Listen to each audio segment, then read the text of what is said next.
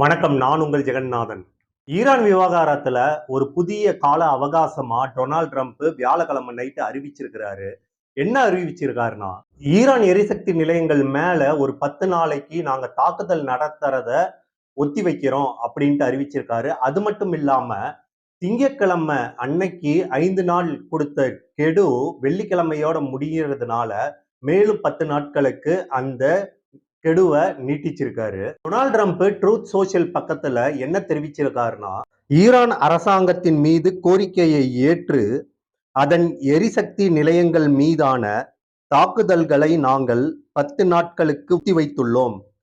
இந்த அவகாசம் ஏப்ரல் 6, 2026 அன்று இரவு 8 மணி வரை அமலில் இருக்கும். அதே போல ஈரானுடன் பேச்சுவார்த்தை நடத்திட்டு இருக்கோம் அப்படின்ட்டு டொனால்ட் ட்ரம்ப் தெரிவிச்சிருக்கிறாரு. எங்களுடைய பேச்சுவார்த்தைகள் மிக சிறப்பாக இருக்குது அப்படின்ட்டும், திங்கட்கிழமை அன்னைக்கு ஈரானுடன் பேச்சுவார்த்தை நடத்தினது மிக சரியாக இருந்தது அப்படின்ட்டு டொனால்ட் ட்ரம்ப் சொல்றாரு.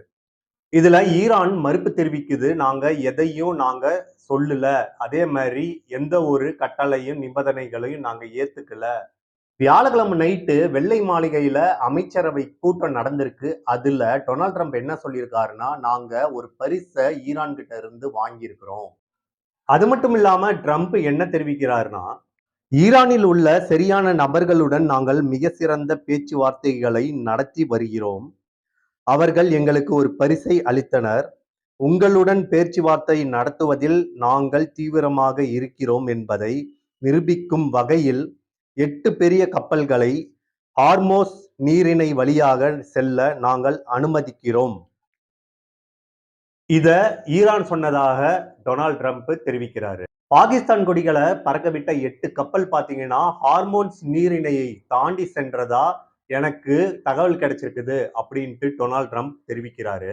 மேலும் 2 கப்பல் பாத்தீங்கன்னா அந்த ஹார்மோன் நீரிணை பக்கத்துல அது வழியாக நாங்க செல்றதுக்கு கட்டளையிட்டு இருக்கோம், அதாவது தெரிவிக்கிறோம் அப்படின்ட்டும் ஈரான் சொல்லியிருக்குது. புதன்கிழமை பாத்தீங்கன்னா ஈரான் ஹார்மோஸ் நீரிணை வழியாக ஒரு சில கப்பல் போனதாக ஈரானுடைய வெளியுறவு அமைச்சகம் தெரிவிக்குது. ஈரான் வெளியுறவு அமைச்சர் அப்பாஸ் அரக்சி என்ன சொல்றாருன்னா, சீனா, ரஷ்யா, இந்தியா, ஈராக் மற்றும் பாகிஸ்தான் போன்ற நட்பு நாடுகளுக்கு ஹார்மோஸ் நீரிணை வழியாக செல்ல நாங்கள் அனுமதி வழங்குகிறோம் அப்படின்ட்டு தெரிவிச்சிருக்கிறாரு. அமெரிக்காவுக்கு ஈரானுக்கு இடையிலான பேச்சுவார்த்தைய ஒரு சில நட்பு நாடுகள் ஒத்து வருது. ஷபாஸ் ஷெரீப் அப்படின்றவர் எக்ஸ் தளத்துல என்ன சொல்றாருன்னா, மத்திய கிழக்கில் நடைபெற்று வரும் போரை பேச்சுவார்த்தைகள் மூலம் முடிவுக்கு கொண்டு வரவும், அந்த இடத்தில் அமைதியை நிலைநாட்டவும் மேற்கொள்ளப்பட்டு வரும் முயற்சிகளும் நட்பு நாடுகள் முழு ஆதரவை அளிக்கிறது அப்படின்ட்டு தெரிவிக்கிறாரு. இதுல நடாலி ஷெர்மனி அவரோட டேட்டா படி ஈரான் எரிசக்தி மேல ட்ரம்ப் தாக்குதல் நடத்துறத நிறுத்தினதுக்கு அப்புறமா விலை எல்லாமே சரிஞ்சிருக்குது அப்படின்ட்டு தெரிவிக்கிறாரு. இதுல அமெரிக்காவோட பங்கு சந்தை முற்றிலும் சரிஞ்சதுனால ட்ரம்ப் அவசரமா என்ன அறிவிக்கிறாரு, போற நாங்க ஏப்ரல் 6ஆம் தேதி வரைக்கும் ஒத்தி வைக்கிறோம் அப்படின்ட்டு அறிவிக்கிறாரு. அறிவிச்ச உடனே எல்லா விலையும் சரிஞ்சிருக்குது அப்படின்ட்டு தெரிய வருது. இந்த போர் காரணமா எண்ணெய் விலைகள் எல்லாமே பற்றாக்குறை காரணமா விலைகள் உயர்ந்துட்டு வருது. இந்த நிலையில ட்ரம்போட எக்ஸ் தளத்துல பதிவு செய்ததுக்கு அப்புறம் விலை கொஞ்சம் சரிஞ்சிருக்குது அப்படின்ட்டு சமூகங்கள் தெரிவிக்குது. பிராண்ட் கச்சா எண்ணெயோட ஒப்பந்த விலை பீப்பாய்க்கு சுமார் $108ல முடிஞ்சிருக்குது. இந்த நிலையில ட்ரம்ப் போர்க்காலத்தை 10 நாள் ஒத்தி வைக்கிறேன் அப்படின்னு சொன்ன உடனே $1 குறைஞ்சிருக்குது அப்படின்ட்டு ஊடகங்கள் தெரிவிக்குது.